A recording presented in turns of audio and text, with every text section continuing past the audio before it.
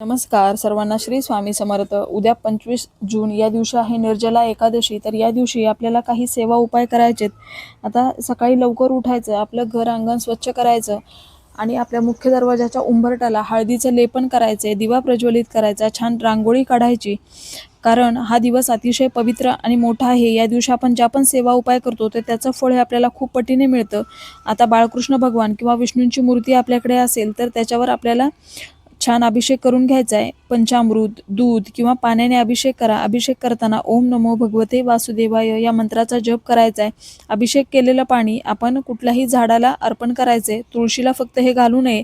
आता या दिवशी बाळकृष्ण भगवानांना तुळस अर्पण करायची आणि ज्या तुळशीला मंजिऱ्या येतात त्या पण अर्पण करायचेत. 5-11 तुळशीपत्र अर्पण करा. आणि जो पण आपण नैवेद्य बाळकृष्ण भगवानांना ठेवणार तर त्याच्यामध्ये आवर्जून तुळशीपत्र ठेवायचे. कारण बाळकृष्ण भगवान तुळशीपत्राशिवाय नैवेद्य ग्रहण करत नाहीत.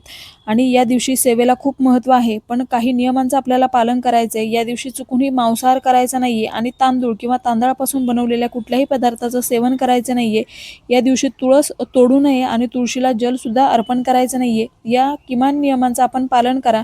याने आपल्याला एकादशी केल्याचं पुण्यफळ मिळेल. आता या दिवशी संपूर्ण दिवसभरामध्ये आपल्याला ज्यावेळी शक्य होईल त्यावेळेला आपल्याला विष्णू सहस्रनाम एक वेळा पठण करायचे, पुरुष सूक्त, स्त्री सूक्त एकदा पठण करायचे आणि लक्ष्मी गायत्री मंत्र, विष्णू गायत्री मंत्र आपल्याला एक माळ पठण करायची. आपल्या स्वामींचा 1 माळ किंवा 11 माळ जप करायचा आहे. तर या दिवशी आपल्याला या सेवा करून अशा पद्धतीने हा दिवस साजरा करायचा आहे. हे नियमांचं पालन केल्याने आणि या सेवा केल्याने आपल्याला एकादशी केल्याचं पुण्यफळ मिळेल. सर्वांना श्री स्वामी समर्थ.